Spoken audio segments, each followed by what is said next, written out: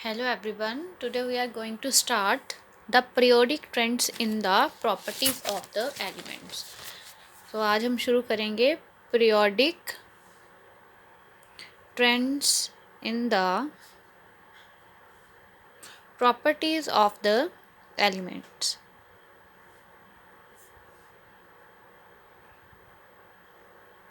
Now सबसे पहले हमें पता होना चाहिए periodic properties होती क्या हैं.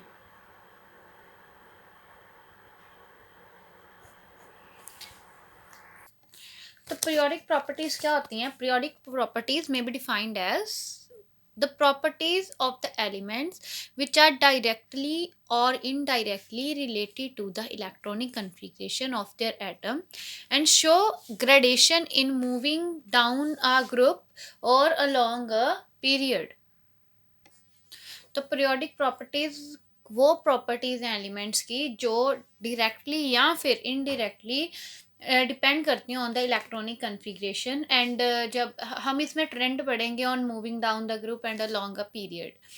नाउ अब है मेरे पास ट्रेंड्स इन फिजिकल प्रॉपर्टीज. क्या क्या कौन कौन से ट्रेंड्स होते हैं? Trends in physical properties. तो कौन कौन से ट्रेंड्स होंगे हमारे पास? सबसे पहले है एटॉमिक एंड आयनिक रेडियाई.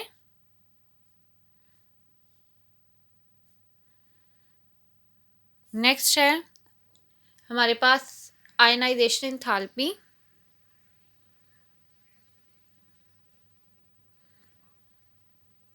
और कभी कभी इसको एनर्जी भी कहा जाता है, ionization energy. Third one is the electron gain enthalpy.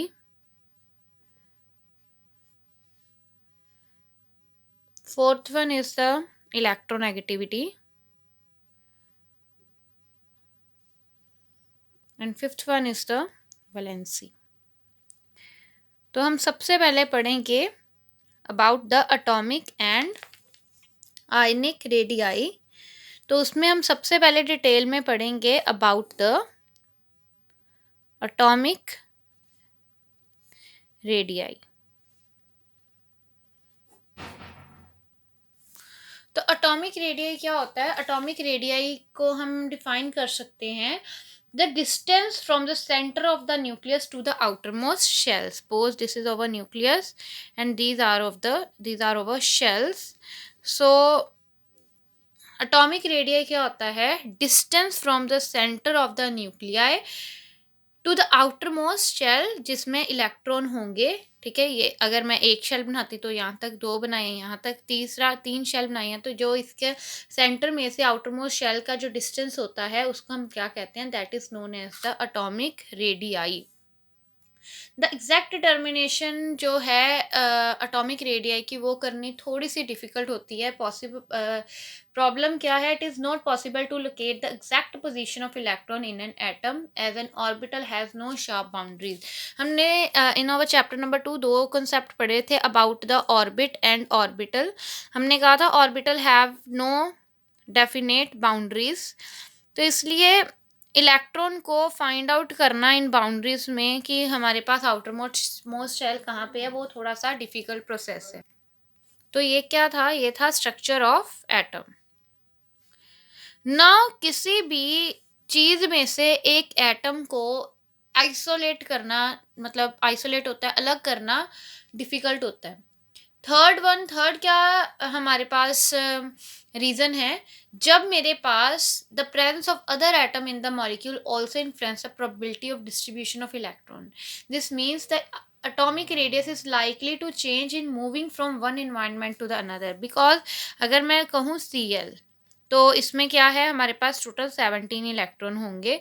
और हमारे पास, लेकिन अगर मैं Cl नेगेटिव कहूँ क्योंकि due to the presence of the Na positive, like अगर मेरे पास किसी भी एटम के साथ कोई और एलिमेंट है तो उससे क्या होता है? दूसरे का जो एटॉमिक रेडियस है वो इन्फ्लुएंस होता है, इफेक्ट होता है.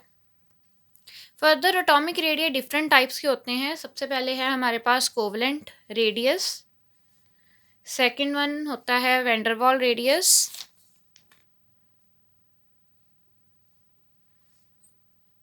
and third one is the metallic radius.